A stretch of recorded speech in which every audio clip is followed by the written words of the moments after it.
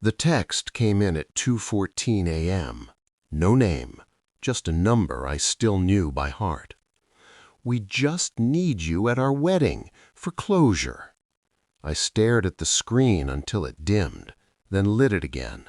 Closure, a word people use when they don't want to say absolution. 4 years had passed since the night I found her phone unlocked on the kitchen counter. 4 years since the glow of the screen burned an image into me I still couldn't scrub out. 4 years since I walked away without breaking anything.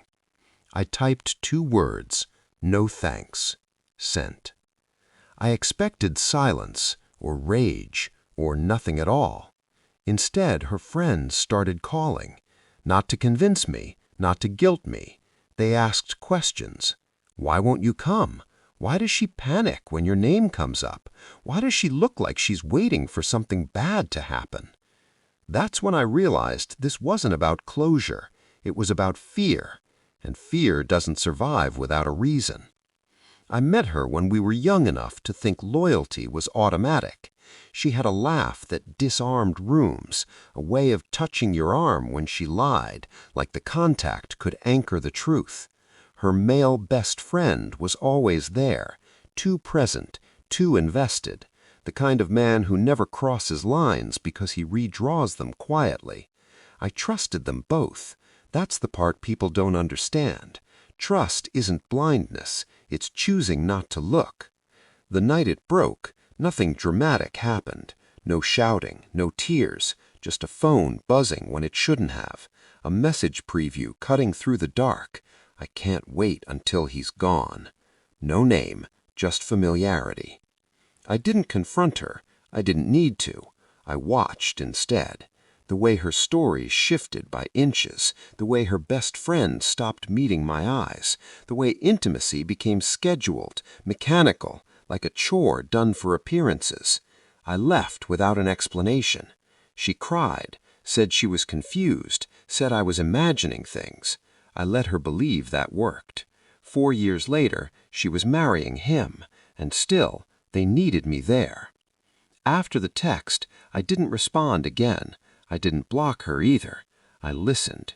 Mutual friends talked. Too much. Nervous laughter. Half-finished sentences. People always reveal more when they think you already know. I replayed old moments. Not emotionally, surgically. I treated memory like evidence. Cross-referenced timelines. Trips that overlapped. Arguments that didn't fit their causes. I pulled phone records I'd never checked. Not illegally. Just patiently. Old backups, shared plans, gaps where there shouldn't have been any. Everything aligned with a precision that felt insulting. They hadn't just betrayed me, they had coordinated. I stayed calm, went to work, slept normally, smiled when spoken to. Inside, something colder than anger took shape. Clarity.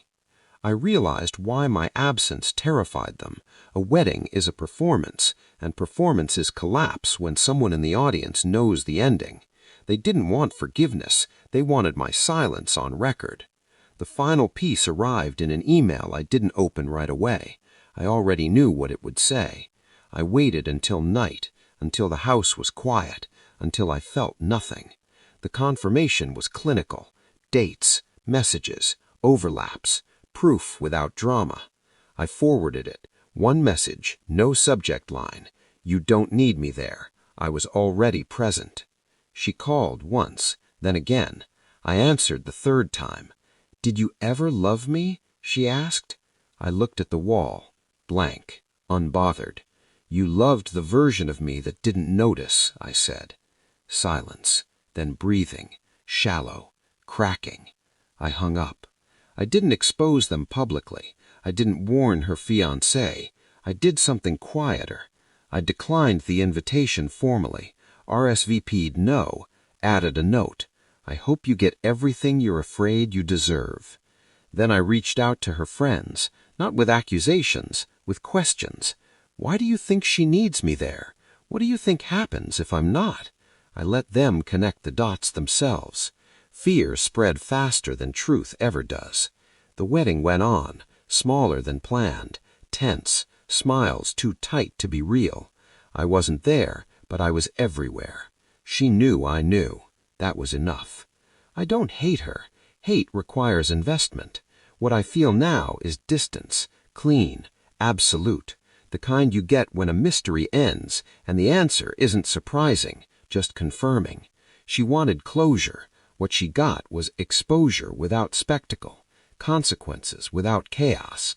I went back to my life, not rebuilt, reclaimed. And the last thing I ever thought about her wasn't anger, it was relief. Because silence, when chosen, is power.